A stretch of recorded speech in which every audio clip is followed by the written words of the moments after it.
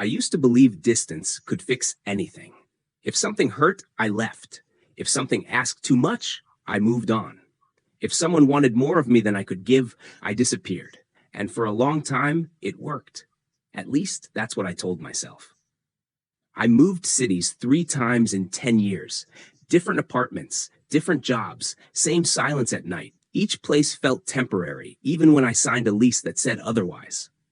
I kept telling people I liked freedom. What I really liked was not being known too well. The call came on a Tuesday, middle of the afternoon, unknown number. I almost didn't answer.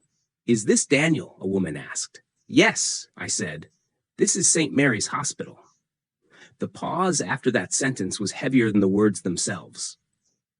My father had fallen. Not dramatic, no accident scene, just a quiet collapse in the kitchen, according to the nurse. "He's stable," she said, "but he's asking for you." That was the part that stayed with me. He never asked for anything. We hadn't spoken properly in 4 years. Birthdays turned into short messages, holidays into polite calls that ended too soon. We were experts at avoiding real conversations. Men in our family always were. I told my boss I needed time off. He nodded like he understood. People always think they understand until it happens to them. The drive back felt longer than it should have. Same roads, same gas stations, different version of me sitting behind the wheel. I kept rehearsing what I'd say. Nothing sounded right. The house looked smaller. That surprised me. I remembered it as solid, unmovable. Now it looked tired, like it had been holding its breath for years. My mother opened the door before I knocked. She didn't say my name. She just hugged me, longer than necessary, longer than comfortable. I didn't stop her. The hospital room smelled like disinfectant and old time. My father was awake, thinner, still proud enough to sit upright when he saw me. "Didn't expect you so fast," he said. Neither did I. We didn't talk about the fall. We didn't talk about the years. We talked about the weather, about traffic, about how the city had changed. 2 men circling what actually mattered. At one point, he looked at me and said, "You stayed away a long time." Not accusing, not angry, just factual. "I thought that's what I needed," I replied. He nodded slowly. "So did I," he said. That sentence cracked something open. Not enough to spill yet, but enough to feel the pressure. That night, I slept in my old room. Same desk, same window, different weight on my chest. I stared at the ceiling, realizing something uncomfortable. I hadn't come back because I wanted to. I'd come back because life finally cornered me. And somewhere between the ticking clock and the quiet street outside, a thought settled in. Maybe distance hadn't fixed me. Maybe it had just delayed everything I was afraid. No alarms, no urgency, just light slipping through the blinds like it didn't want to wake anyone. I lay there longer than usual, listening to the house breathe. It sounded older than I remembered. My mother was already in the kitchen. Coffee steaming, radio low. She moved slower now, not weak, measured, like someone who had learned how to conserve energy over time. "You're up early," she said. "I never slept well here," I replied. She nodded. "I know." We didn't talk about my father right away. She offered food. I declined. That used to bother her. Now she let it go. At the hospital, my father looked more alert, more guarded too. He always hated appearing vulnerable. "How long are you staying?" he asked. The question carried more weight than it should have. "I don't know," I said honestly. He looked relieved and disappointed at the same time.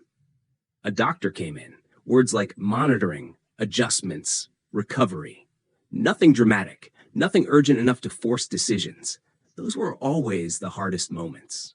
After the doctor left, the silence stretched. Then my father said something unexpected. "Do you remember the summer you left?" I did. I remembered everything. I had been 27, angry, certain, convinced that staying meant failing. I packed fast, didn't look back. "You didn't say goodbye," he continued. "I didn't know how," I said. "That made 2 of us," he replied. That was new. He had never admitted uncertainty before. It unsettled me more than anger would have. "I thought if I pushed you hard enough, you'd become stronger," he said. And I thought if I stayed, I'd disappear, I answered. Neither of us was wrong. Neither of us was right. He stared at the wall for a long moment. I didn't know how to be close without control, he said finally. That sentence sat between us. Heavy. Honest. I realized then something I hadn't before. I hadn't just learned to run. I had learned it from him. That afternoon, I walked the neighborhood. Same streets. Different eyes. I noticed things I'd ignored before. The cracks in the sidewalks. The houses that never sold. The people who stayed. At the old park, I sat on a bench where I used to come when I felt overwhelmed. I remembered thinking, one day, I'll be somewhere else, and everything will be easier. It hadn't been, just quieter. Back at the house, I found a box in the garage. Old photos, school papers, things my parents had kept without telling me. Evidence that I had mattered more than I believed. That night, my father asked me to stay longer. Not directly. Indirectly. You can work from here, can't you? He said. I hesitated. The old instinct kicked in. Distance, escape, movement. I can, I said. The words surprised both of us. Later, alone in my room, I felt something unfamiliar. Not peace.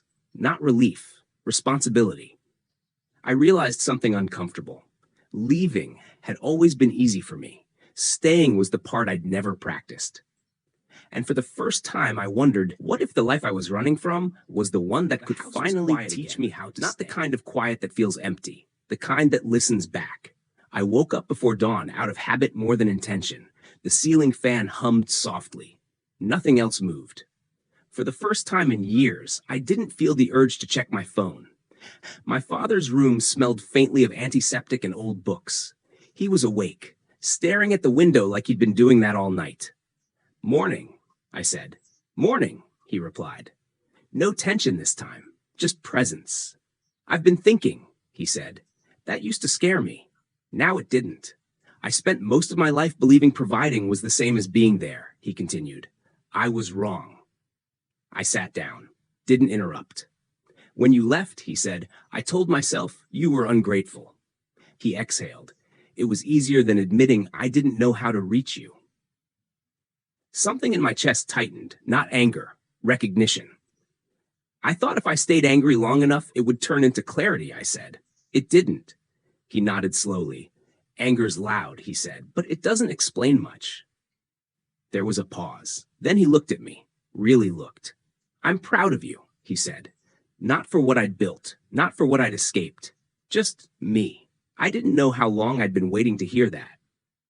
Later that day, the doctor said my father would recover. Time, medication, routine. Nothing dramatic, no miracle, just care. That evening, my mother cooked dinner. Nothing fancy. The food tasted better than I remembered, or maybe I was just present enough to notice. After dinner, we sat on the porch, the sky dimming, the neighborhood settling into itself. My father broke the silence. You don't have to stay, he said. This time he meant it. I know, I replied.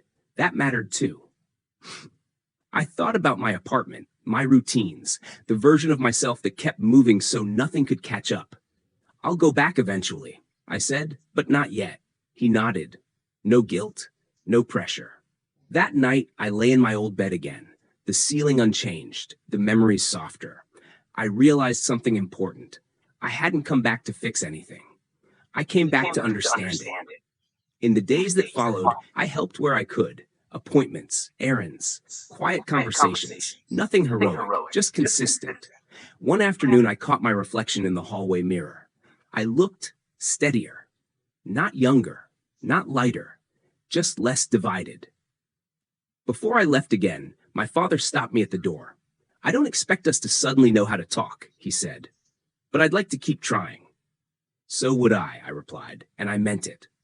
On the drive back, the road felt different, not like an escape, not like a return, just a direction. I realized something I wish I'd understood sooner. Strength isn't leaving before things get complicated. Strength is staying long enough to let them change you. Some lessons don't come when you're young. They come when you finally slow down enough to listen. And this time, I didn't drive away feeling like I was running. I drove away knowing I could come back.